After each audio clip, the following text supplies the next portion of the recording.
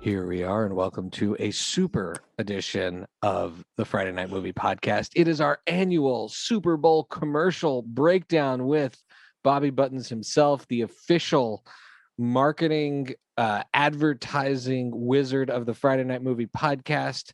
He's here. Mark, welcome. Great to have you here. Thank you. It's great to be here. And Lily and Becky are here. They are under siege, people. Their children are winning the battle right now.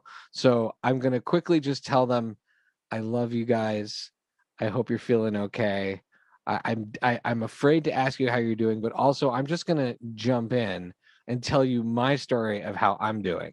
Is that okay, Lily and Beck? That's totally fine. All right. So I'm going to start with this story, and I think it does tie into the world of advertising and marketing and the danger of the algorithm and the danger of serving people what you think they already like. So I love eBay. You all know I love a good eBay purchase, a nice 2 for the price of 1 or buy 3, get 1 free used DVD situation. I'm into it. So I follow a few sellers who specialize in this. And one of the sellers, I get a regular update on what their newest editions are. Well, the other day I get a push email from eBay with top 5 new things added by this particular seller. And number 2 on the list was the new Star Wars visual dictionary. Awesome. Who doesn't want that? Number 1 was Mein Kampf. And so, yeah, Mark, you get...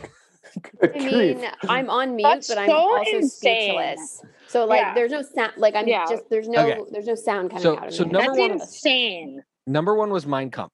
So I did. I clicked on the link because I was like, maybe this is now. Granted, I believe this is the copy of Mein Kampf that everyone can buy that has like the forward that says it's terrible, but still, it doesn't say. But like, that. also, is that really better than Star Wars? Right. So number just one, even on the algorithm, number one new item is Mein Kampf. And so I click on Mein Kampf, and inside the Mein Kampf listing, because I wanted to see what this was, there was a review by a user who had received the book. Now, sometimes these are just like, great eBay, or my item came on time, right? Or A++ feedback, just because that's part of eBay. No, on this one, this particular user says, I have read this book on my Kindle, and now to have an actual copy is wonderful. Great price, like new. So on top of that, eBay is, and this is a verified purchase, so this isn't a bot. So on top of this, eBay has posted this 100% would recommend, good value, 100% compelling content. That is the review of Mein Kampf. That is fucked eBay. up. So then later that day, I get another push email. But like, wait, this has nothing to do. This is because you bought from this person, not because you like search Nazi or something. No. Like, I get an update on this seller's stuff because they usually have like Steven Seagal DVDs from the 90s and like Steve Martin movies, right? So like they're basically saying Steven Seagal movies from the 90s are as bad as Right. I don't know if they're saying that. No, or just but like, also that's all eBay has to say about Mein Kampf. That's all. I guess they don't editorialize, Mark. Right. So then at 3:54 p.m., so later in the day, because I clicked on Mein Kampf, subject line of the email: Mein Kampf paperback, Adolf Hitler, listed by an experienced eBay seller, Samuel. So like that's the subject line. I thought you were going to be like written by an experienced author. And so Jeez. And then it said, this is listed by an experienced eBay seller. And then it says you recently viewed. So it's only a matter of time before I get the eBay email that says it hasn't happened yet, but it'll come. Mein Kampf is still listed. Are you interested? So my problem on many levels with this, though, is like, I'm Jewish and I have no interest in owning Mein Kampf. That's number one. I mean, no, I don't know who really should, other than for purely academic purposes. But number two, with the way the algorithms work, let's say you're just white supremacy curious, right? Like you're on the fence. You want to experiment with a little white supremacy and you click on a few things. eBay is then going to like inundate you with like many opportunities to buy the item. And so I'm just waiting. I'm going to start getting like SS memorabilia and like Hitler's mustache wax or whatever. Like it's only a matter of time before the algorithm takes over. I can't help. This is anyway, next to your reference, but in Friday Night Dinner, the greatest show of all time. I was just thinking When the dad gets the son and they're Jewish, a book about World War II for his birthday, and it's just a book about the SS. It's the best. Yes. He probably got it on eBay. So but like the real danger here is that people like when the robots take over and they just are trying to sell you stuff, I could see like how you could be radicalized without even like you should like I get Instagram ads for things that I want to buy sometimes. I just can't imagine what the Instagram ads for the people are that are like slightly white supremacist, like unsure. Are you sure you don't want Mein Kampf? Because we can sell it to you. Come on. Right. It's like one time I Googled organic baby clothes and now I'm like converting my children's entire wardrobe, you know? Right. You were So- organic My baby clothes Instagram ads. curious, and then boom. No, organic curious, and now I'm like full on eco-conscious. It could be just as easy for Nazis, right? So exactly. So I really think this is and when people talk about freedom of speech and all these platforms, I just realized in this moment, and I know people have said much smarter things about this, we don't really have the agency that we think we have on these platforms. These platforms are searching and analyzing and trying to serve us stuff to make us do more, not to expose us to ideas or justice or all of those things. And so I guess I'm a little concerned. And with that, I'm going to turn to our in-house expert on advertising as we segue into the Super Bowl and just say, how has algorithm marketing changed the world of advertising? Like what is a major change? And then going into like Super Bowl era where it's the opposite of the algorithm. You're literally getting all the eyeballs. Like narrow casting versus the ultimate broadcast. So at the risk of forcing you to have to do a second episode, I could really go on about this, but I think those two are related. That's so exciting. We'll have you back anytime to do a second episode, but just give us the short answer and then we'll talk about the Super Bowl. I love that. Look, it's been interesting because there's been a couple of things happening over time in marketing and advertising. It used to be right that you would use mass media and you would find a big insight or something where you could connect to kind of as many people as possible, and you'd make ads and right, but so many things have been happening kind of all at the same time. So one, like if you imagine whatever that was, 1990, whatever that was, 4 or 5, Friends is on TV. It's the most popular show in the world. You could get 40 million people if you bought advertising in the episode of Friends. Now you can't get 40 million people for anything, right? Because the world of mass media is so fragmented, it's impossible to buy kind of at that kind of scale. So things like the Super Bowl become kind of your singular opportunities to reach people at a massive scale. The other part, right, is to use your terminology, right? They call it programmatic, right? In sort of digital advertising where you can use cookies, those tracking pixels inside. Oh yeah, believe me, we know cookies. All about them in our family. Great. Right, and now target people on an individual basis or on a one-to-one basis, or use things from their social media profiles to target them on a one-to-one basis. Basically, what happens is a couple of things. One is that stuff is trackable, and that stuff can be measured and counted. I know how many people clicked on it. I know how many, and therefore people have been putting more weight on that kind of stuff because they can show results, as opposed to, I put this thing on TV. I'm pretty sure it's working, but I don't know. I can't point to anything that's actually. And so I think what's happened is the industry has overweighted towards this kind of stuff. And then what's happened is advertising gotten terrible, right? It follows you around the internet, right? Even after you've purchased the thing, you're still getting ads for, And like I was saying, like, let's say you have to Google one thing that's not even like your mom asks you a question, so you like need to Google something, or you like heard something in a podcast and you Google this random thing that you're like not interested in buying or doing or going. I don't know.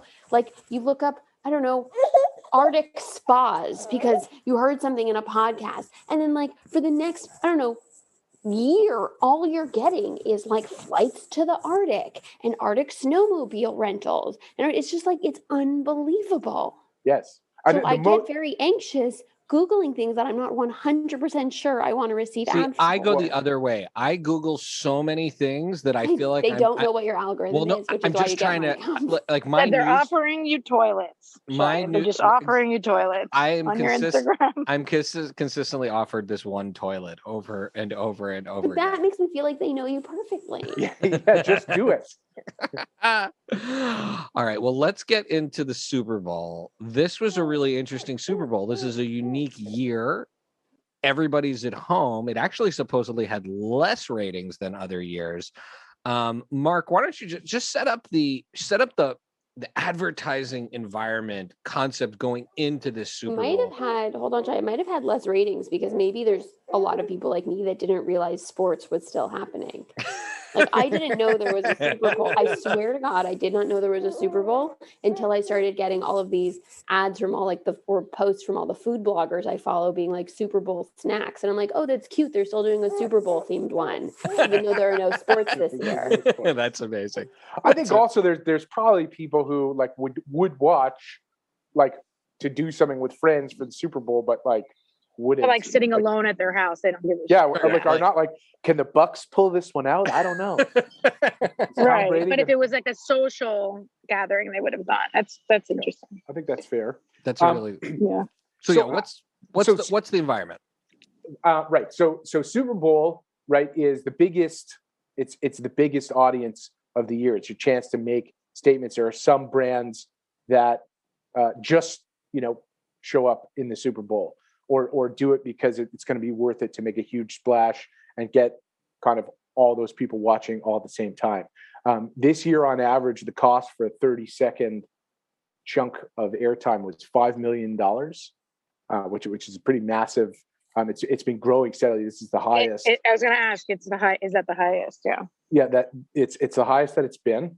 And so, right, if you're working marketing advertising, like this is the thing, it's the big show, everyone's eyes are going to be on it. And so there's a lot of pressure, for brands to deliver stuff that everybody likes, that's going to do well in the ad meter, and all that kind of stuff, because it is really the one big occasion that advertisers have to show up. And do brands like work for a year on these, or is this like a month out? They're like, okay, who has an idea? Well, it's interesting. In some cases, yes, right, and commitments are starting, and they plan well in advance, and that kind of stuff. But then there's other stuff, and I'm sure we will talk about this later on. There's other stuff like that Jeep ad, where they basically got to the idea, or that they decided to green light it like literally a month before. Or 6 weeks before, whatever. Before they realized he was going to get arrested. Right. I've got plenty more things to say about it other than getting arrested. But that is, a lot of this stuff is high production value. Celebrities, you do just to get it done. You have to get on it well in advance. Can I ask Mark one more quick question, Shai? Do you have any ideas or any gauge of are there many more celebrities this year? Or better celebrities this year because they have nothing else to do because of the pandemic, or is it just about the same? That's fair. That's a fair question. I don't know if in sheer number there's more, but I do think it's been better. And I'm not sure if it could be because of the pandemic.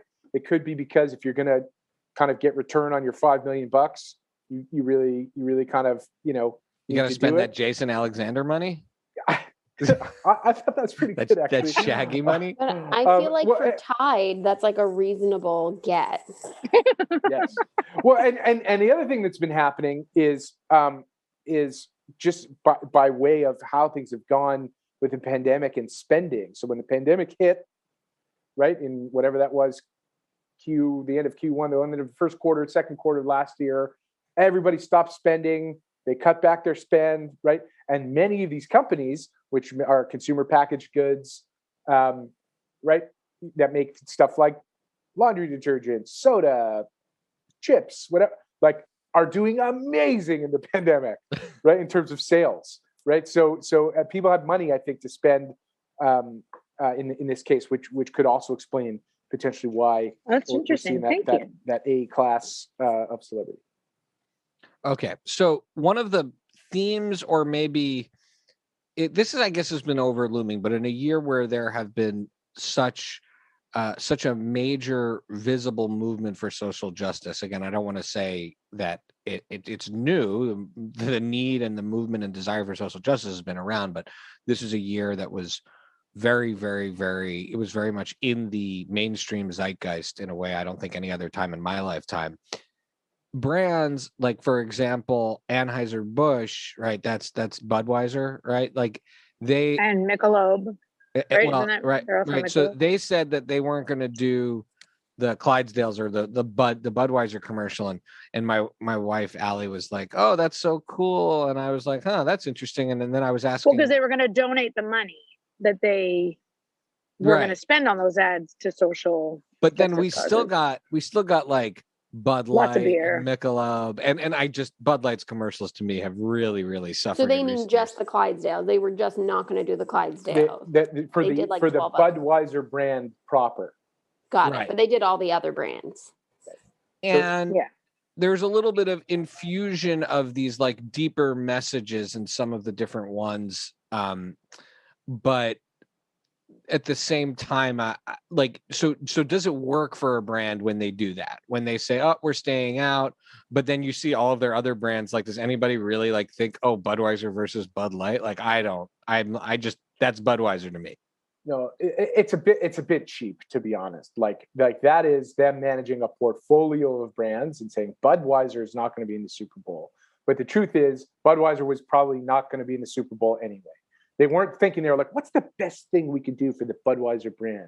Advertise, altruism, like, right? What you're seeing is a shift in a portfolio strategy in terms of where big marketing dollars are going to support, right? So if you're pulling all these levers at Anheuser-Busch, right? Budweiser has been in decline for a long time.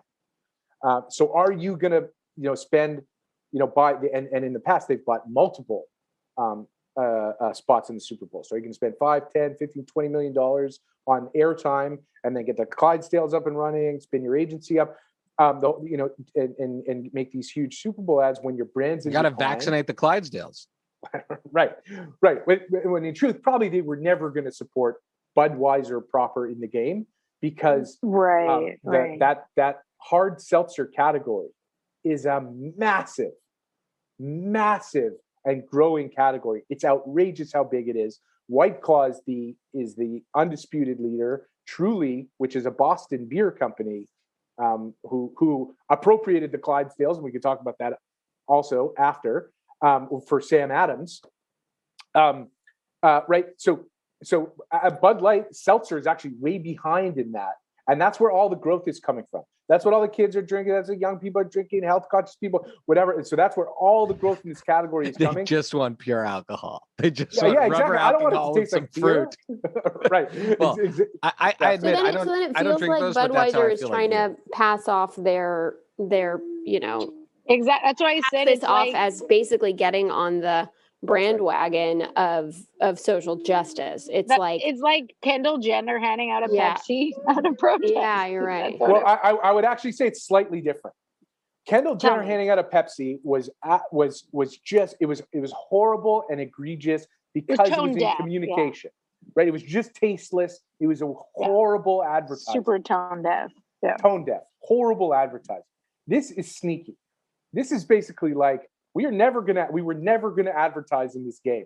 We were giving the media weight, the money, the budgets to other brands in the portfolio that need support, right? Because we're trying to be competitive in other places. Yet, we are going to say, oh yeah, the money we would have spent, right? And you're just trying to take advantage in a kind of a sneaky way to say, look, if they're giving money, great. So they're actually putting their money where their mouth is, and they're giving the money to help vaccinate people. They deserve credit for that. But exactly to your point, Lily, it's sneaky because they were never going to be in the game in the first place. All right. So on the sneaky front, I guess we're gonna be like sneaky up front, and then we'll get to some stuff we liked a little bit more. But I was particularly offended by the UberEats and DoorDash buy local stuff, because one of the major stories about them has been the like haircut that they're giving to the drivers and the businesses, and that now they're offering a service. There was a horrifying story just this last week about DoorDash in the Bay Area that is like traumatic, and just you could just see that they clearly don't support or pay their drivers nearly enough, and just it's a bunch of BS. We don't use those a ton. We've used them a very small amount for some specific situations, but in general, we've gone and done pickups to the places that we go to, or the places we go to locally are places that deliver anyway. But I found the like use of Sesame Street and your neighborhood and like buy local for these massive companies that are, and again, I'm not someone who's against massive companies. I like big companies, but to me, it was extraordinarily tasteless. It was like war profiteers, like doing an ad about how great they were helping society. We reacted that way. Mark, how do you think those landed?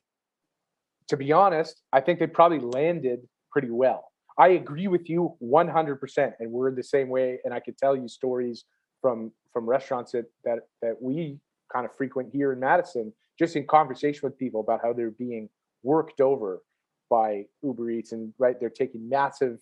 They take basically 30% out of straight out of the restaurant's pockets when these restaurants are trying to get by.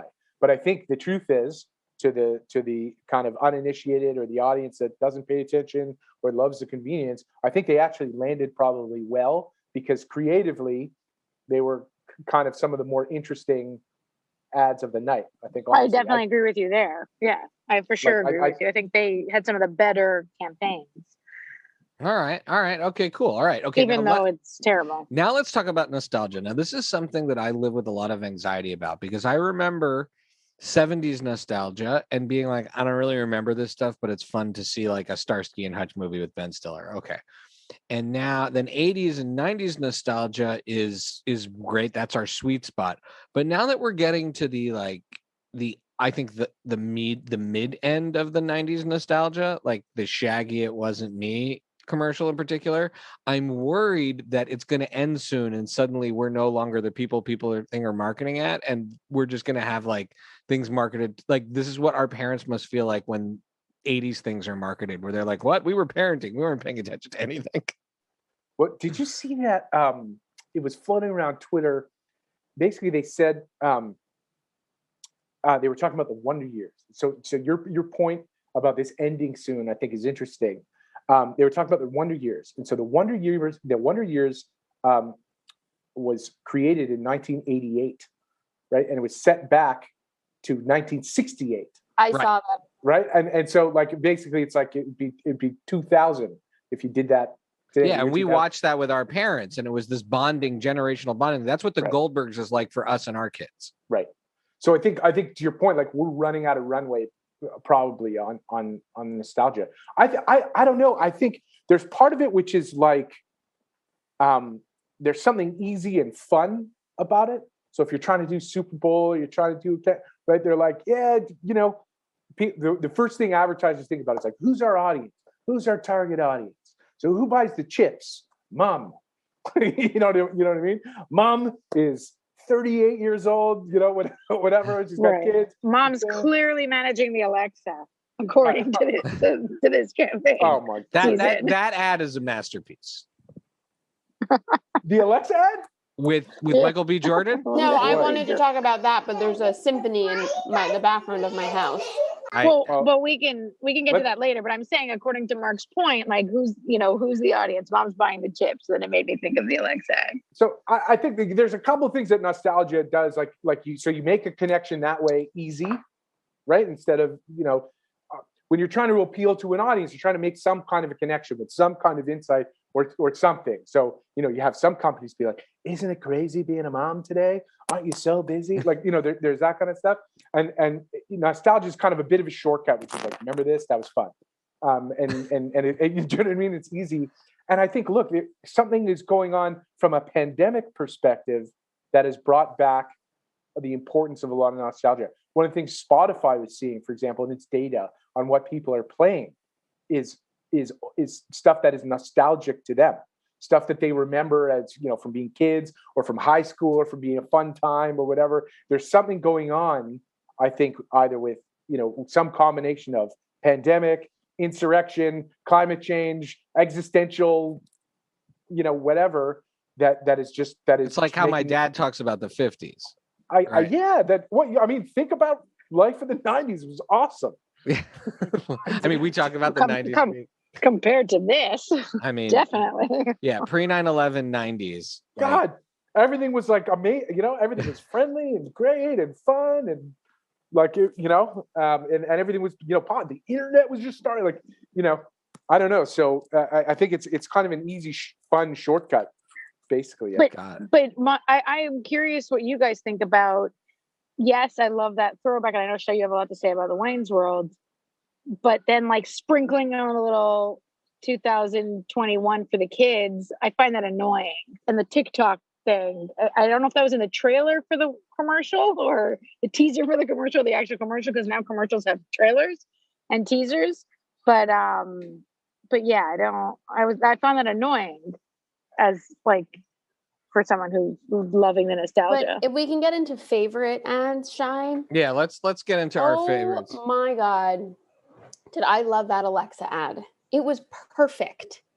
I felt like it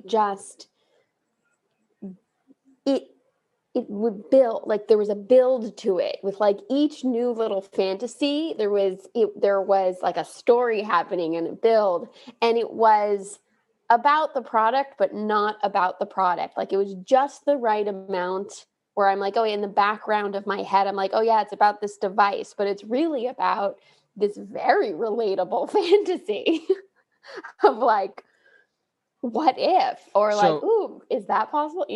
So Beck, was that your MVP? 100%, because I found that while the Will Ferrell one made me laugh my face off, and there's a few other ones that I really, really loved. This was funny in a very specific way. I appreciate the specificity of it. And when you talk about who's your target audience, I think for me, it worked so well. And I thought it was for Super Bowl commercials or commercials in general, it actually felt, didn't feel super crazy original, but it was just really well done. I think the writing and the production value, it was executed extremely well. My only thing is that can they be trumped up for fraud? Because now I'm wait a minute, where's the Michael B. Jordan voice setting on the Alexa? Because even I'd rather have Michael B. Jordan. Thing before, right? In these types of ads where you have different celebrities doing the voice of the Alexa as if they're following you around being your Alexa. I remember that from other ads, maybe Super Bowl related or not. But what was great about this one is that I feel they leveled up in the storytelling of it. It was funny. And the husband was really funny. Right, exactly. Instead of just making it a gimmick of some funny comedian following you around doing the voice, it was one woman's story, and you're in her marriage, and you're in these very relatable moments in people's lives. And it was, I think the fact that they kept it to a single character. And Michael B. Jordan was so funny in it. The husband was so funny. I love when he's in the bathtub with her, fully dressed, and he's just in the bathtub. All right, Lily, what was your MVP? I really liked, I know Shai's to me is what you're going to say is amazing too, but I really liked Gwen Stefani and Blake Shelton. I don't even know what mobile service that was for. Well, then did it really work? I couldn't stand that ad. Yes, because now I want to go back and find out. I watched a lot of ads, and I'm missing a lot of the ones that you talked about, that you're talking about. I did not see that one.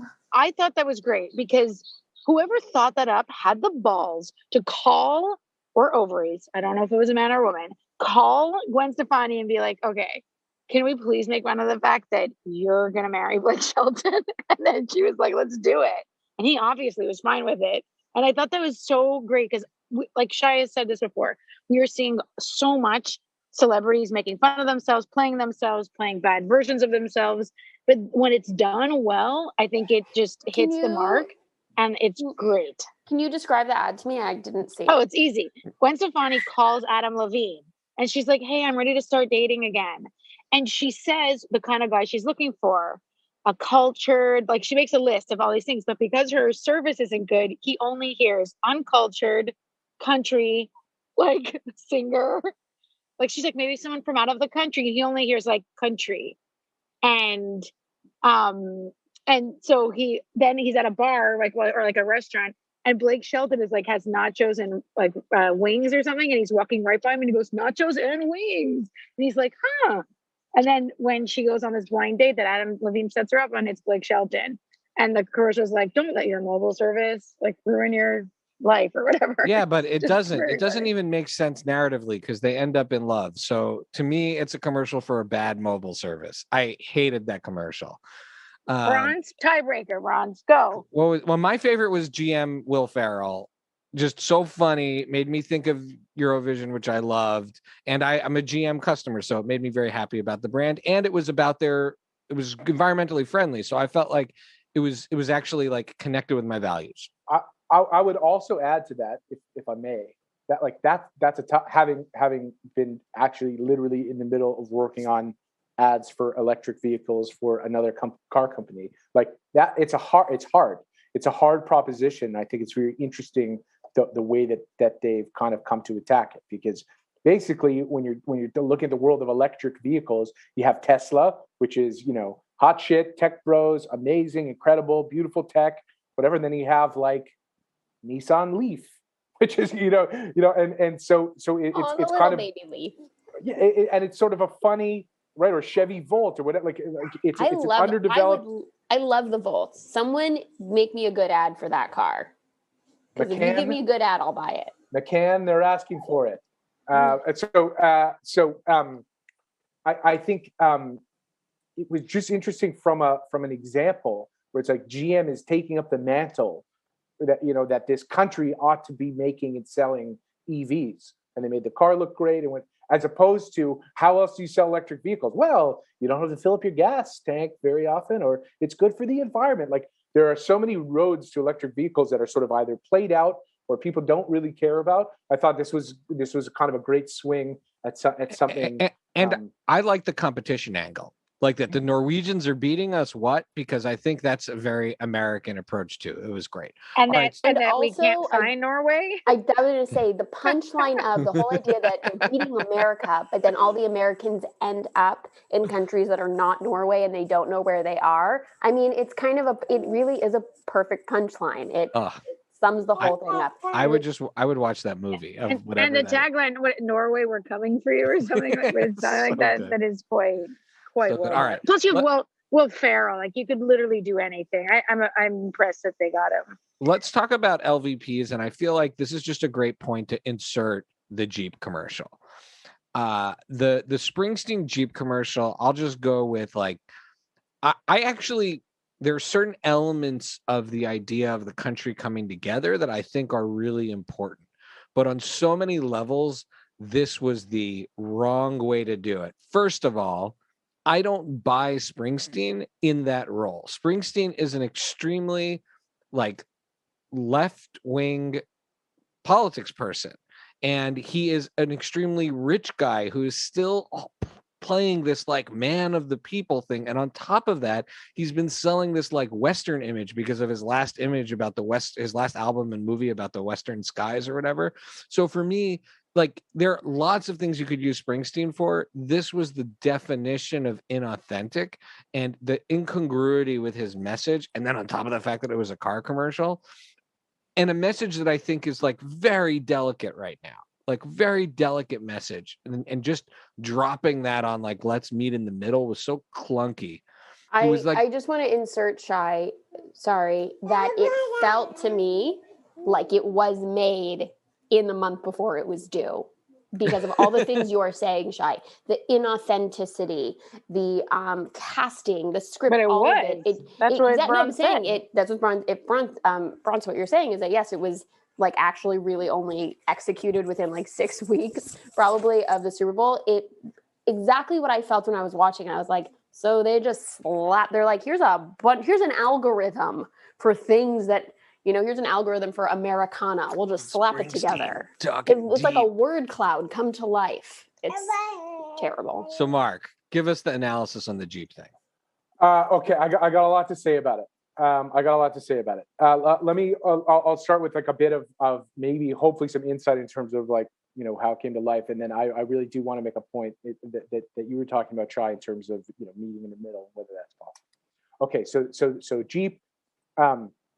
So this is owned by whatever, I can't now even remember the parent company. This is FCA Chrysler, kind of big parent company that has a track record actually of incredible Super Bowl ads. Like if you think about back, like Eminem and Imported from Detroit was kind of one of the real kind of blockbusters. That's probably 10 years ago now.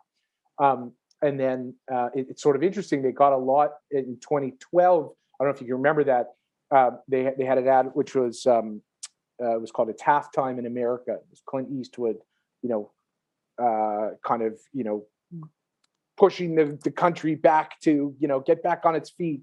And we're doing, it felt vaguely political in one way, but motivating. And so, they go big for the game. The guy who's in charge of marketing there is a guy named Olivier Francois, who is like, having pitched to him multiple times, he is a massive jerk.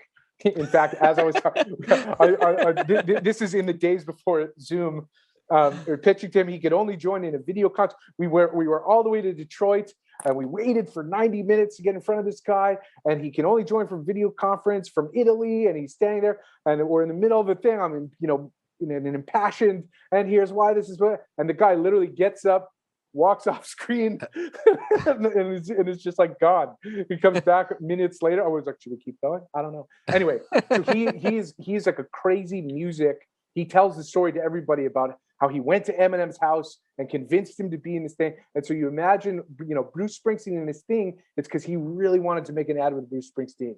But like Becky, he didn't know that sports were still on. That's possible. It's possible. He was in Italy and he was like, I'm telling "There's you, a Super Bowl shit." It's a real argument. It's possible. So what I think happened is a few things, right? That has to do with the production of it, and that has to do with all this. So first of all, this is Bruce Springsteen's first ever ad. This is the only time he's ever agreed to be in an ad.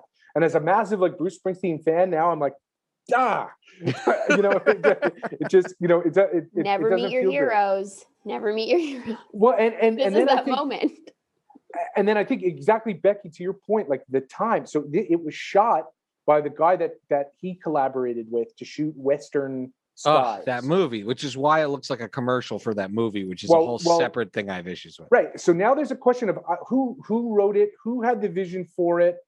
Do you know, was somebody checking on are the words of this really going to land? Is this really the message we're trying to send? And then I'll say one more thing about it from an advertising perspective, and then I'll make the point about the middle. This is weird equity for Jeep to be sort of trumpeting. This kind of old-timey, old-fashioned cowboy meet in the middle in Kansas. Like that feels very weird for the Jeep brand, which is this four-wheel drive. Their best work has been about literally this thing can climb up vertical. It can take you anywhere you want to go. It can handle any kind of situation. It feels weird for it to literally be in reverse. Like, can't we just go back to an old-timey time when it was and then if you're going to be old-timey about Jeep, this thing is a fascist fighting machine. That's literally Jeep. The origin of it was from a GP, general purpose vehicle. Right, which they brought to Europe in World War II to friggin' drive people around in these they could assemble them. What? I said I didn't know that. That's true. They could assemble them. They could fly them or bring them over and assemble them.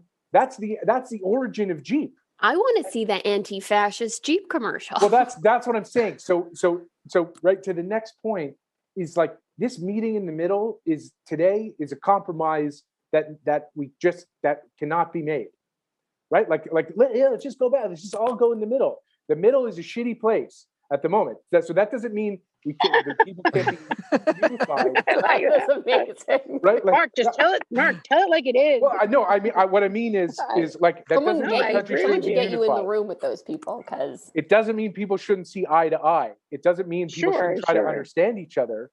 But you can't make a compromise on the progress that's happening.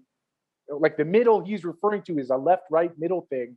And that's a weird place. You can't go middle between white supremacy and social justice. That's exactly it. You can't. There is no. And now that you've given us this context of the Jeep was literally used to fight the Nazis, it makes it even more insane to tie it back to, of course, bring it all back to our original Mein Kampf conversation. I think I'm going to leave. I think it's important to leave Super Bowl, I think, on that note, because I don't think we're going to get better Super Bowl discussion than what Mark just dropped on us. And so I'd love to move to our Rex and shout outs now. But here's the thing. You can rec or shout out against a commercial during your Rex and shout I need to do a most improved. Okay, so you can do that as part of your Rex and shout outs. That's my thing. And I'm going to, Becky, since you're so excited, you go first. Wow, no cow. Oh, Oatly, that was among the worst things I've ever seen in my life. I will officially never buy that. Because I watched it and I'm like, this is the worst thing I've ever seen. And then I watched the wrong video and it just looped it for like 2 minutes. I'm like, this is like a really long, bad commercial. She's singing. I haven't been able to stop singing it. I have not been. It's in my head. It's an earworm like I've never experienced. So I have to give her credit for most improved because it was effective. I also drink Oatly. I'm so sorry. That's our non-dairy milk of choice in the house is Oatly, and it is super amazing and delicious. So same thing with us. That's also our non-dairy milk choice. Fair enough. So okay, all right. So Becky, what about other shout outs and Rex? is it okay that she's singing? I mean, just do your thing. Yeah. Do the Oatly commercial. Maybe they'll sponsor the podcast. After I said it was the worst thing I've ever seen. But that doesn't. But like, here's the thing: is that something could be a bad commercial. Like this could be the worst thing you've ever seen, but it's effective. So maybe that's like they clearly weren't going for, Will Ferrell GM Jeep, or GM. Yeah. They weren't going for Alexa Michael B. Jordan. They were going for something like really weird and niche and strange. Okay, and I appreciate weird and niche. And yeah. All right, is that it for your shout outs and Rex? Does your daughter have more? Sorry, I've completely lost. Am I even still here? You're still here. Yes, you're still here. I want to do an old school shout out to cousin Vanessa this week because I don't have much time left in the Bay Area. I'm down to my last week, and so I want to make sure to be giving cousin Vanessa extra shout outs because she's been taking really good care of me in my last couple weeks here. She's been bringing me cheese board pizza and making sure I get to go on beautiful walks, and so lots of good shout outs to cousin Vanessa. And I literally have no Rex. I had to watch all these Super Bowl commercials. It's like the only thing I had free time for this week. So that's all. You didn't even watch the Super Bowl. I didn't watch the Super Bowl and I didn't watch all the ads. Apparently I'm like missing half of them. So I don't know what I watched. All right, Lily, how about you? Rex and shout outs. Okay. I do not recommend that Cheetos. Well, whatever. I don't recommend that Cheetos commercial. Cannot end this podcast. Why is she in like an evening gown in the shower eating chips? Like on the other hand, I can see our mother doing that with Doritos. Fine, but honestly, I believe Springsteen in that Jeep in Kansas before I believe Mila Kunis with those cheesy fingers, like in all of those scenes, like in a closet. If they had cast our mother and father, that would have been funny and realistic. I would love Mark to give me 10 seconds what you thought about that, because I just thought that was the worst thing I've ever seen. Like, no. I just love seeing Shaggy in ads. We need more Shaggy. Sure, but just like Mila Kunis and Kutcher, like there's just so much about that ad that was bleh. And then I do recommend though the Amy Schumer Hellman's commercial. And to me, I hated that commercial. No, but that was most improved because mayonnaise is disgusting. So I can eat like but- spoonfuls of it. It's so Oh good. God, Exactly. I'm gonna vomit. I always Then lick the there's a spoon when I'm done using commercial. it. Mayonnaise is to But- me what boogers are to but- mom. But wait, then cut to I was listening to her talk to Colbert about it. I think no, to Seth Meyers about it. And she was just like going so all in. And she was like, look, my best friend Jennifer Lawrence is the face of Dior and I'm the face of mayonnaise. And she just owned it so well. She's like, when Hellman's calls you, you know, you answer. And just to me, I'm like that, her owning that whole shtick. And then when I said, I think, Mark, I'm sure you know this, but she said in her contract as a celebrity for a Super Bowl commercial, she was allowed to say that she did not want the commercial to be sandwiched in with other commercials that she was not aligned with in terms of like the values. So as a clause, and she was like, just so people know, and Hellman's was cool with that. So I was like, hey, you know what? So mayonnaise is still disgusting, but cool ad.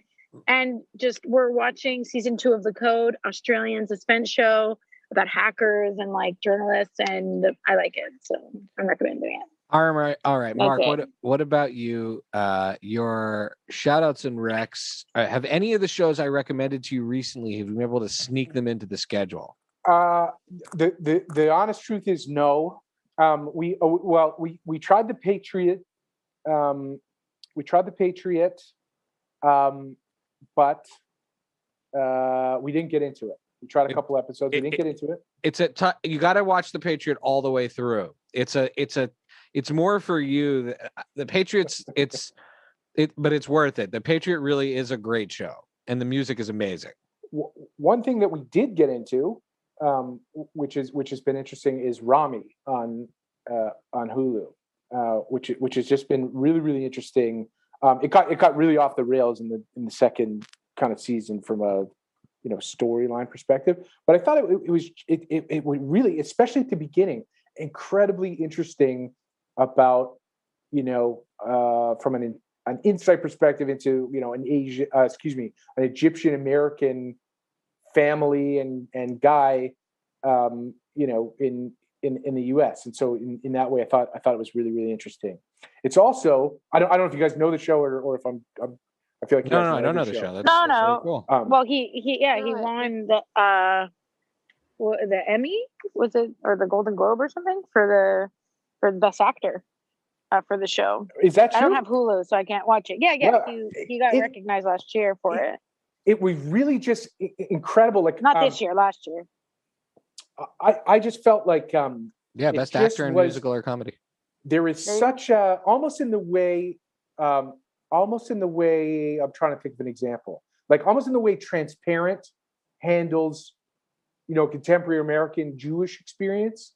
It felt like this had such depth of kind of insight and truth about an Egyptian American experience in growing up.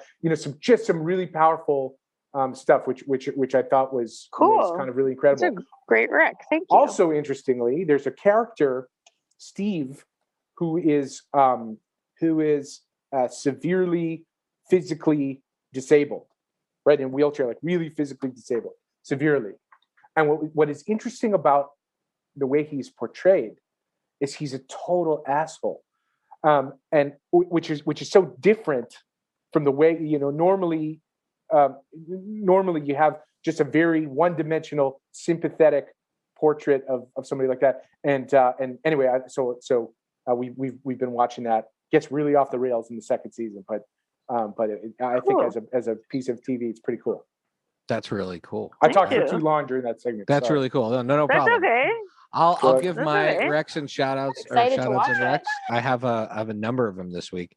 So I finally got to start watching Crazy Ex-Girlfriend, which I admit I have started a number of times and never. I was not a fan. But I started the first episode many times, and it was usually late at night, and then I would fall asleep and lose interest in it. But we needed something in between the night of and our next murdery show, and I wanted something fun but also interesting.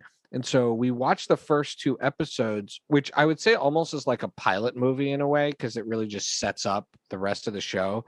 And then once you get into episode 2, 3, now we finished just episode 7, the music and the writing of the music is hilarious. It's super, super sharp. All of the original music, the words, like like the jokes are funny and complicated. And her character, who, like, if you don't wait to see how the show develops, at least in the first season, I'm only in the first season, her character really, you're like, wow, this person's really messed up. Her character is really messed up. That's part of the show. She has severe psychological issues caused in particular by her mother, but just in general. And so there is a certain mental illness component to the show. And then it has that Scrubs kind of real, but also a little bit of imagination vibe that I like. And the main actress, Rachel Bloom, she plays Rebecca Bunch, is fantastic. I would say the episode 6 was the best episode because it really did deal a lot with mental health. Episode 7, though, was about her mother, who is this really messed up Jewish mother. And while it was a great episode and a great episode of TV, it does remind me what Jonathan Branthman, one of our frequent guests, has talked about, is how the Jewish mother is actually quite demonized in American media as these like overbearing evil people. And I think like this was well done. But I would like to see a just straight up positive Jewish mother, because I think when we're talking about Mark's family and we're talking about our family, I've met Mark's mother. I've sent her flowers. Rhoda's a great lady. Everybody knows we give our mother a hard time, but she's a freaking saint. And I think I'd like to see the like wise Jewish mother who protects her children and is there to give them advice and support their dreams. Like, I'd like to see a little bit more of that in media, and not just the like cliches of like all the neurosis and sort of xenophobia and like things that kind of get thrown onto the Jewish mother. So now I know there's probably more to do. And again, this episode of TV was really good, but it was a reminder of that to me. And so I'm just going to go on the soapbox on that. Started watching Price is Right with the kids, introduced them to Drew Carey's Price is Right. And it's just so much fun. And Drew Carey, by the way, an amazing host, different than Bob Barker, but also lots of nods to the original. So that's incredible. I have great memories of watching that show. Watched a documentary on Hulu about OnlyFans. That's this app that's sort of, it's kind of like Patreon, but it's used by a lot of different celebrities now, but it started off really as an app for sex workers and like adult stars and a lot of homemade homemade versions of that is the best way to describe it.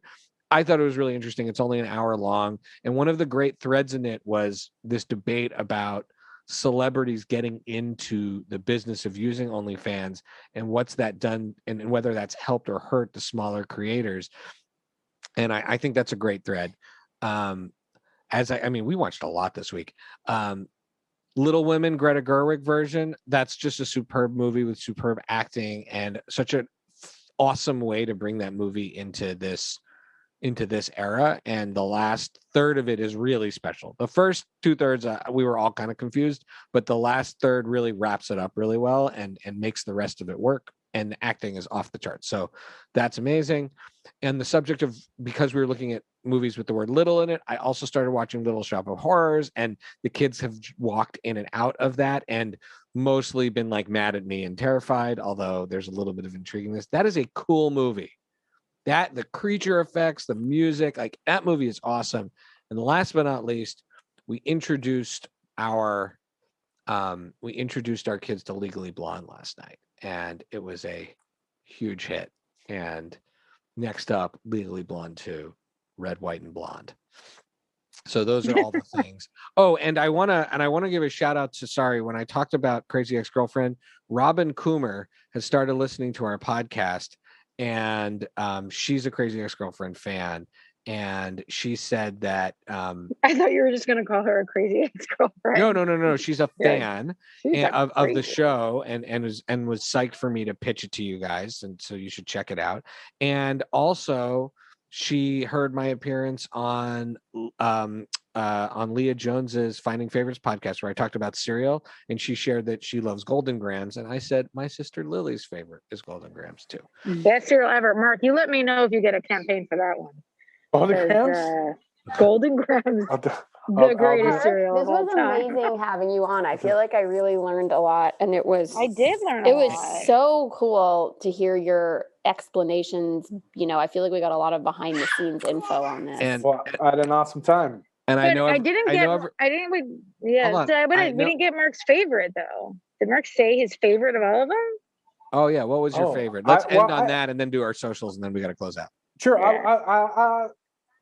I'm a little bit torn. If I had to say, I think what I'm with Shai on Will Ferrell. I will give an extra shout out to Dr. Squatch. I don't know if that was great. I also like that one. Yeah, I think it's just, I like that. You know what I mean? To just come in and no BS and do it. And then I would say really, I hated all those Paramount. It's just lazy. Those were terrible. I get it. It's a mountain. And then there's all these people climbing the mountain, and then the line is a mountain of entertainment. It's really just kind of lazy, and especially when you're dealing with all that kind of stuff. Also, it's super confusing because it's actually the amalgamation of multiple different services, and they don't really make it clear that it's a rebrand of CBS All Access. Like, it's a mess. It was terrible. All right, Mark, do you want people to follow you? And if so, where can they? That is a great question. Where can they? I don't really do social media. I guess my Twitter, like a little bit. My Twitter handle is at Mark with a K, ARONSON. All right. And Lily, where can people follow you? Follow me on the Twitter, ChiChiChiK Gomez on Twitter. And Becky, where can people follow you and your amazing co-hosts over there? All right. You can follow us at Paper BK Princess on Twitter. Sometimes I tweet. Sometimes I call out people when I don't like things they've written or said. Watch out for it. I'm getting controversial on the Twitter. Oh yeah, you got like a little Twitter strike against you for posting some. So on Twitter, you post a reference to an article that talked about Nazis, and that was immediately like struck down. But eBay is just loading me up with Mein Kampf. It's true. But anyways, I ended up reposting the tweet when I did it. I was able to do it without the word Nazi in it. So it was fine. Sometimes my kids tweet, if you see some like gibberish on there, it could be them, it could be me. You don't know. But if you want to see me get fired up and a little spicy, follow me on Twitter, retweet me a bit. Let's get. And your handle. I said it at Paper BK Princess, which I coined, which I like. Makes me so happy. All right. And you can follow me. You coined both of them. That's fair. You can follow me at Pancake for Table on Twitter and Instagram. That's Pancake 4 and Table. You can follow all of the Friday Night Movie shenanigans at Friday Night Movie on Twitter and Instagram, or FridayNightMoviePod.com. In a week in which our country experienced, I would say a faltering on the front of justice. This is the week of the impeachment trials resolution. There are still ways to support and engage in improving this country, and the NAACP Legal Defense Fund and the Equal Justice Initiative are two ways to do it. So even if you're down because you don't like the results of the impeachment trial, you know what? There's lots of ways to still be engaged, and those are two amazing organizations. Particularly the work that NAACP Legal Defense Fund does for voting rights means a lot to me. So I really recommend checking out those programs. And with that, the theme music by What Does It Eat kicks in, and we dance our way into the afternoon. Bye, guys. Bye, guys. Thank you, Mark. Great to see you.